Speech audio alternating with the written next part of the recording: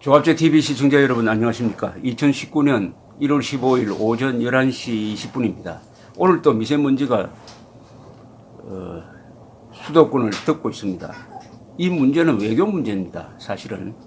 그런데 오늘 일제히 언론이 왜 문재인 정권이 미세먼지의 가장 큰 외부 소스인 중국에 대해서 침묵하고 있느냐 하면서 본격적으로 문제를 제기하고 미세먼지의 국내적 원인 중에 하나가 탈원전에서 비롯되었다. 원전 가동을 줄이니까 석탄 발전소를 늘려야 하고 가동을 늘려야 하고 거기서 온실가스 미세먼지가 많이 나온다.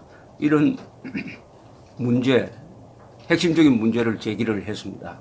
이게 여론에 큰 영향을 미칠 가능성이 있는 게 지금 한국인이 직접 위해를 당하고 있는 것은 원자력 발전소가 아닙니다. 원자력 발전소는 가장 안전한 시설물입니다. 왜냐하면 그 막대한 원자력 발전소 20기 이상을 돌리면서 단 한 사람도 원전 사고로 죽은 사람이 없습니다. 아니 다친 사람도 없습니다. 방사능으로는. 그런데 이걸 가장 위험하다고 해가지고 지금 백지화하겠다, 축소하겠다, 최종적으로는 뭐 없애겠다 이렇게 나오니까 이제 이 자연이 말을 듣지 않습니다. 자연. 환경이 말을 듣지 않아요. 자연, 환경, 미세먼지 이런 거는 다 과학의 영역입니다. 과학에서 문재인 정권의 정책을 반대하고 있습니다. 과학이. 그런데 이 외교 문제라고 제가 말씀드렸는데 참 대조적인 두 지도자가 있습니다. 아베 일본 수상과 문재인 한국 대통령. 이 두 사람의 외교 정책을 보면은 한 사람은 국익 자해 그리고 고립 자초 외교를 벌리고 있고 또 한 사람은 영향력을 확대하는 외교를 벌리고 있습니다. 한 사람은 친구를 많이 만드는 외교를 벌리고 있고 한 사람은 친구를 줄이는 또 가장 친한 친구와 멀어지려는 그러면서 대한민국을 위협하는 대한민국을 말살하겠다고 하는 적과는 친하려고 하는 이상한 두 집권자가 있습니다. 우선 아베를 한번 보면은 이렇습니다. 아베는 최장기 지금 재임을 하고 있습니다. 미일 동맹을 강화한 바탕에서 국제 외교 무대에서 적극적으로 영향력을 지금 확대하고 있습니다. 이 세계 무대에 나가면은 아무래도 장기 집권한 사람이 영향력이 큽니다. 그러니까 민주주의 국가에서는 지금 아베 수상이 최장기 집권자 중에 한 사람입니다. 2012년 12월에 수상이 되었습니다. 그러면 몇 년? 벌써 6년이 넘었습니다. 그 전에 1년 또 했습니다. 세계 무대에서 축소지향적인 박근혜, 문재인 대통령과는 대조적입니다. 북핵과 북한 인권 탄압에 대해서 아베의 활동은 결과적으로 한국인에게 매우 유리한 활동을 하고 있습니다. 문재인 대통령은 북핵과 북한 인권 문제에 관한 한 김정은 편에 서고 있습니다. 아베, 문재인 누가 한국인에게 유리한 지도자인지를 생각하게 합니다. 첫째, 아베는 북한의 완전한 핵 폐기뿐만 아니라 ICBM 이외에도 모든 미사일 폐기를 요구하고 있습니다. 미국보다도 더 한국인에게 유리한 입장입니다. 즉, 단거리, 중거리 미사일도 안 된다. 그런데 미국은 ICBM만 폐기하면은 북한을 사실상 핵 보유국으로 인정하고 핵 군축 협상을 하려는 움직임을 보이고 있습니다. 트럼프보다는 아베가 한국인에게 유리합니다. 문재인 대통령보다도 더 한국인에게 유리한 정책을 펴고 있습니다. 두 번째, 아베는 또 일본인 납치자 문제를 포함해가지고 북한의 인권 탄압 문제를 국제사회에서 가장 적극적으로 제기하고 있습니다. 한국 정부보다 더 적극적입니다. 이 북핵 문제에 대해서 더구나 인권 탄압에 대해서 너무나 성의가 없는 문재인 정부와는 대조적입니다. 세 번째, 대북 제재의 엄격한 시행에 적극 동참하고 있습니다.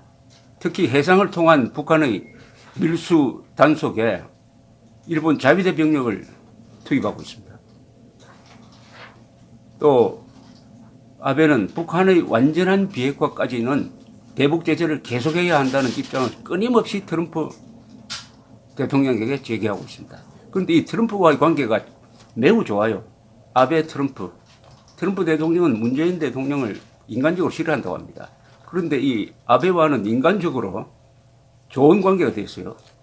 이 트럼프 대통령이 우방국인 프랑스, 캐나다 수상과 대통령을 트윗으로 막 공격하는데 아베를 공격한 적은 한 번도 없습니다. 이 아베는 트럼프와 관계가 좋을 뿐만 아니라 시진핑의 중국과도 관계가 호전되었고 모디 수상이 이끄는 인도와도 관계가 좋습니다. 거의 동맹국이라고 할 정도로 인도와 관계가 좋아요. 그리고 푸틴의 러시아와도 관계가 좋습니다. 그러니까 친구를 막 늘리고 있어요. 친구를. 적대국을 줄이고 있습니다. 일본의 적대국은 지금 북한밖에 없는데 한국의 문재인 정권이 거의 일본을 적대국으로 대하니까 이거 참 이상한 생각이 듭니다. 6번째, 아베는 한반도의 자유통일을 지지한다는 입장을 이미 밝혔습니다. 저는 아베 수상과 2013년 3월 초에 인터뷰를 했는데 그 기록으로 남아 있습니다. 분명히 한반도가 자유민주주의적 질서로 통일되어야 한다는 입장을 밝혔습니다. 국회에서도 그렇게 밝혔습니다. 기록에 남아 있습니다. 이거는 대한민국 헌법 제4조 대한민국은 자유민주적 기본 질서에 입각한 평화적 통일 정책을 수립하고 추진한다는 것하고 똑같습니다. 그런데 이 문재인 정권은 자유민주적 기본 질서에 입각한 평화적 통일에 반대하고 있습니다. 실질적으로. 이 통일에 대해서 대한민국 대통령보다 일본 수상이 대한민국 헌법에 더 합치되는 정책을 펴고 있다. 이 점을 우리가 절대로 놓쳐서는 안 됩니다. 7번째, 이명박 박근혜 문재인의 반일 정책으로 일본에서 이제 친한 세력이 사실상 사라졌습니다. 요사이 한일 레이더 갈등 보도를 하는 한국 언론을 보면은 그래도 한국 편을 드는 여론이 있는 것처럼 조작하고 있습니다. 없습니다. 가장 친한적이었던 아사히 신문까지도 이제는 거의 반환은 아니지만은 문재인 정권을 상대로 매우 비판적입니다. 이건 뭐냐 하면은 한국과 일본이 이제 외교 마찰을 벌일 때 우리는 친한 세력이라는 카드를 갖지 못하니까 매우 입장이 약화되고 반대로 일본 정부는 한국에 대해서 과거와 다른 아주 매서운 자세를 취해도 국내 정치적으로 지지가 확고하다. 이건 한국에 매우 불리합니다. 이렇게 되면 과거에는 미국이 중재를 했습니다. 트럼프 대통령이 지금 아베하고 더 친한데 문재인 정부를 편들 리가 없습니다. 그럼 우리가 무슨 힘으로 일본과 대결합니까? 중국 도움을 받습니까? 북한 도움을 받습니까? 그렇게 되면 한미일 동맹 와야 되는 겁니다. 8번째, 문재인 정권의 이 외교 정책은 미국의 영향력에서 벗어나고 친중으로 기울고 반일하고 그다음에 통북, 북한과 통한다. 이렇게 요약할 수가 있습니다. 탈미, 친중, 반일, 통북. 이것은 고립자초 외교입니다. 그리고 자유민주 해양문화권 노선에서 이탈하겠다는 이야기입니다. 반면에 아베는 친미, 친인도, 통러시아, 그리고 통중, 중국과 서로 통한다 이거죠. 반북. 오로지 북한만 적대하고 나머지 다른 나라하고는 다 친구가 되겠다는 겁니다. 그러면은 누가 국제사회에서 영향력이 크게 생깁니까? 국제사회에서는 친구가 많은 나라가 힘을 씁니다.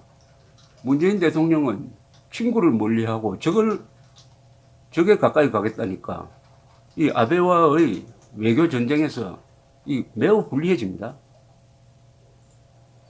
그럼 아베의 이런 외교 성공은 어디서 나왔느냐? 무엇보다도 미국과의 관계를 돈독하게 했다는 겁니다. 미국에서 정권이 바뀌더라도 미국과의 관계, 오바마 때도 아베가 오바마와 매우 친했습니다. 미국과 일본의 동맹관계가 강해지니까 중국도 일본을, 러시아도 일본을 무시할 수 없는 거죠. 동시에 경제적 안정이 있습니다. 아베는 상당히 적극적인 통화 정책을 써가지고 이 주가를 올린다든지, 그리고 물가는 원래부터 물가를 올리려고 좀 했습니다만은 무엇보다도 실업률이 거의 제로입니다. 사실상 제로입니다. 실업률이 안정되어 있습니다. 경제적 안정이 뒷받침하고 한국 정권의 반일 감정이, 이 감정적 반일 감정이 오히려 일본 사람들을 결속시켜가지고 아베 정권을 탄생시키고 아베를 국제 무대에서 강한 지도자로 만들었습니다. 아베가 수상이 되는데 제일 기여를 한 사람이 이명박 대통령입니다. 2012년에 이 천황에 대한 부적절한 발언이 일본 사람들을 격분하게 만들어가지고 그 파도를 타고 아베가 수상이 된 것도 참 아이러니합니다. 결론적으로 이런 질문이 가능합니다. 아베 수상과 문재인 대통령 두 사람 중에 누가 한국인에게 유리한 정책을 펴느냐. 감사합니다.